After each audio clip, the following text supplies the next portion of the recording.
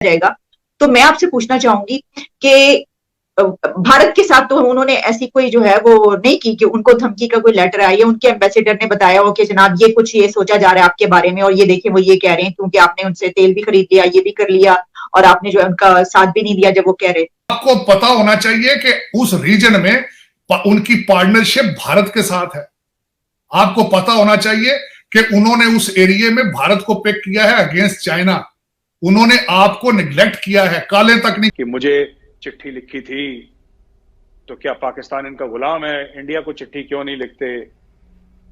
अभी इन्होंने जलसे में बोल दिया, इसका इतना बुरा असर पड़ा। ये सब चीजें उन्होंने चुपचाप लिखी चिट्ठी, इनको चुपचाप जवाब दे देना चाहिए था कि देखिए साहब ऐसा है कि पाकिस्तान की एक इंडिपेंडेंट फॉरेन पॉलिसी है। ये जवाब दे सकते थे, कहानी वहां पे खत्म।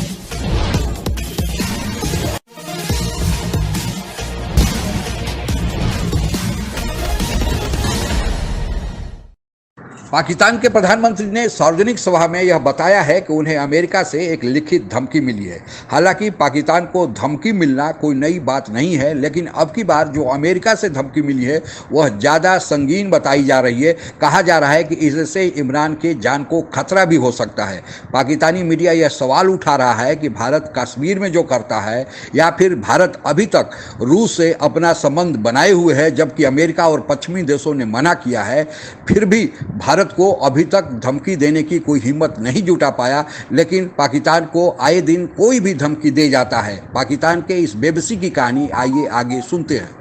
देखिए यहाँ इंडिया के भी तो रशिया से बहुत अच्छे ताल्लुकात हैं ना, उनसे जो है वो उन्होंने अब तो तेल भी खरीद रहे हैं।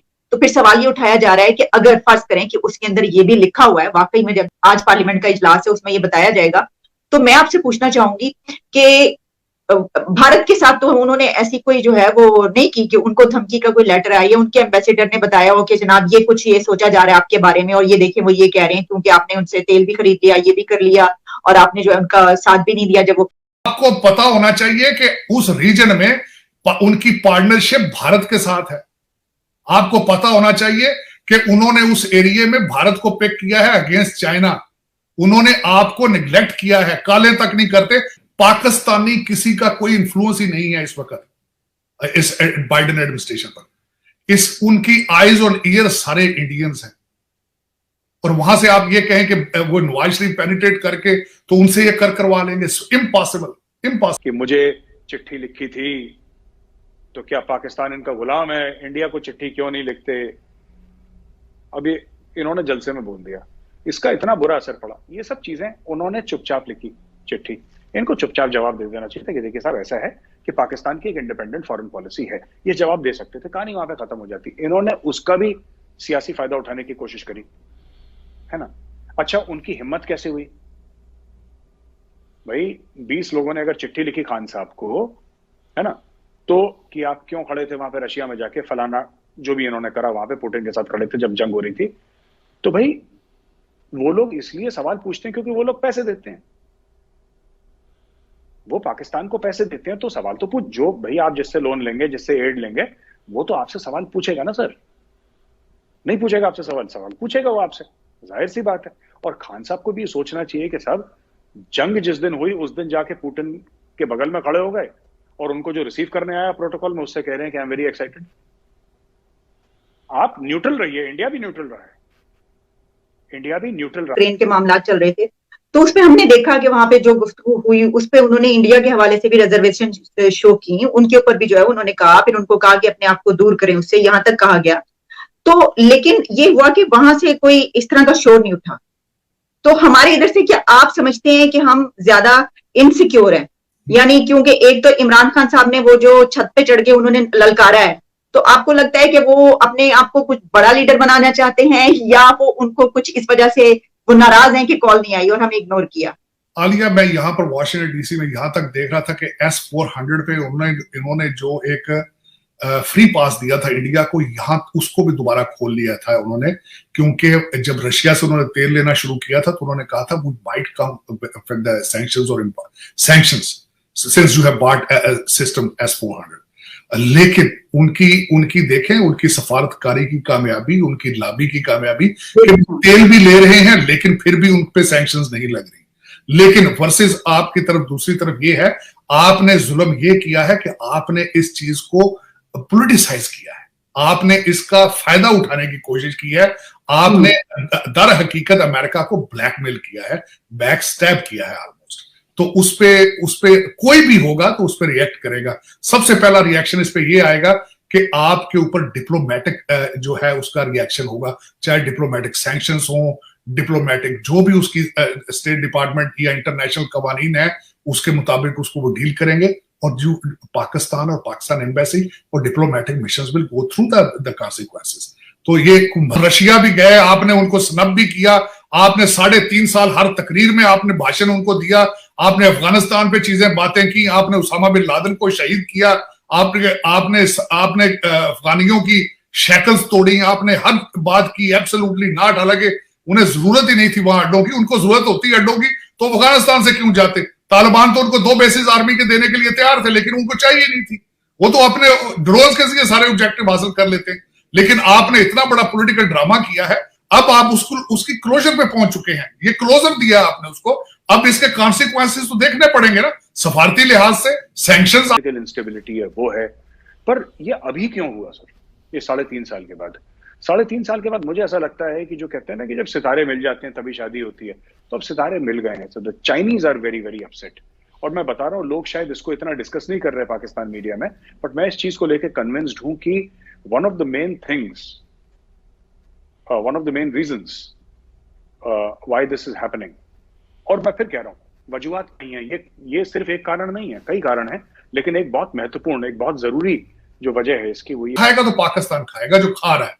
और मैं समझता हूं कि खान साहब ने इसके साथ ज्यादती की है कि पाकिस्तान के इमेज को खराब किया है। पाकिस्तान के you are isolated right now. आपके अफगानिस्तान के देखे ना, ओआईसी में उनके वजीर खारजा नहीं आए, ईरान के वजीर खारजा नहीं आए। आपकी देख ले दुनिया में क्या, पहले आपकी पोजीशनिंग क्या है। चाइना आपसे नाराज बैठा है सीपैक की वजह से, बाइडेन साहब आपको काले नहीं कर रहे हैं, आप पहले आइसोलेशन में हैं, अब कहां जाएंगे आप? मेरा ये क्वेश्चन मार्क है। खान साहब तो घर चले जाएंगे अगर अगली पाकिस्तान कहां जाएगा? ज्यादती इन्होंने पाकिस्तान के साथ की है, ना होने के बराबर है, वो बिल्कुल तबाह खराब हो जाएंगे, ना सिर्फ अमेरिका के साथ, दुनिया के हर मुल्क के साथ।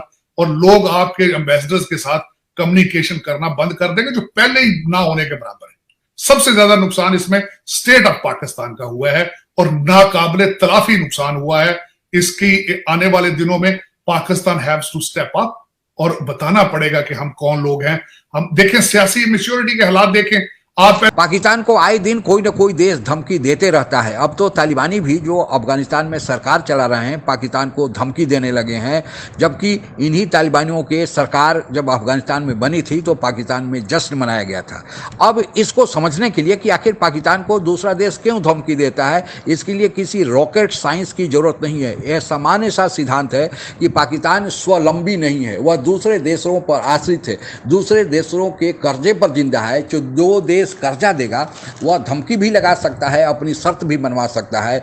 और सऊदी अरबिया ने जो पाकिस्तान को अभी हाल में धमकी लगाया था, यह तो अंतर्राष्ट्रीय मीडिया में बड़ा चर्चा का विषय बना हुआ था। दरअसल कश्मीर के मसले पर पाकिस्तान सऊदी अरबिया की हिमायत चाहता था और सऊदी अरबिया मुस्लिम देशों की संस्था ओआईसी का अध्यक्ष है, इसलिए पाकिस्तान चाहता था कि वह ओआईसी की बैठक बुलाए, भारत की निंदा करे। लेकिन सऊदी अरबिया ने न तो ओआईसी की बैठक बुलाया और न ही भारत की निंदा का कोई प्रस्ताव पारित किया। इस पर पाकिस्तान के प्रधानमंत्री इमरान खान ने सोचा कि सऊदी अरेबिया के समानांतर एक अलग गुट ही बनाया जाए और इस गुट को बनाने के लिए एक अलग ओआईसी के समानांतर संस्था बनाने के लिए उनको साथ मिला मलेशिया और तुर्की का। इस हेतु वे लोग मलेशिया में अभी मीटिंग करने ही वाले थे कि सऊदी अरेबिया को यह खबर मिल गया और इमरान खान को एक धमकी दिया और इमरान खान का मलेशिया दौरा रद्द हो गया। यही नहीं, सऊदी अरेबिया ने इससे भी बड़ा बेइज्जती किया था कि सऊदी अरेबिया के विमान से इमरान खान लौट रहे थे, तभी सऊदी अरेबिया ने बीच हवा से ही अपना विमान वापस मंगा लिया और अपना कर्जा जो उसने दिया था वह भी वापस 36 घंटे के नोटिस पर मंगा लिया। तो यह तो पाकिस्तान की हालत है। अमेरिका भी हमेशा जब जब जरूरत पड़ी है पाकिस्तान को धमकी लगाता रहता है और यह स्वाभाविक है कि जो आप कर्जा दूसरे से लेंगे तो उसके शर्तों को मानना ही पड़ेगा।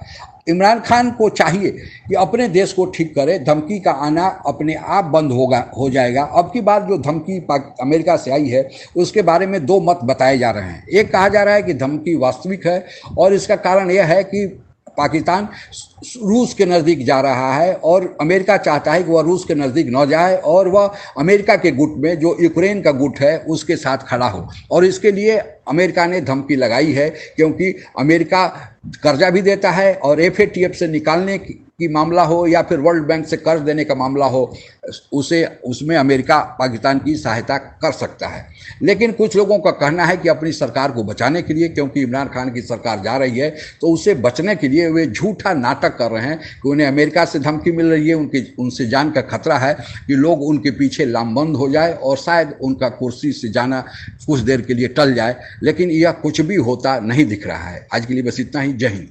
आप अगर हमसे जुड़ा रहना चाहते हैं तो कृपया मेरे चैनल को सब्सक्राइब करें तथा बेल आइकन भी दबा दें ताकि नई वीडियो की जानकारी तुरंत आप तक पहुंच जाए। धन्यवाद। जय हिंद।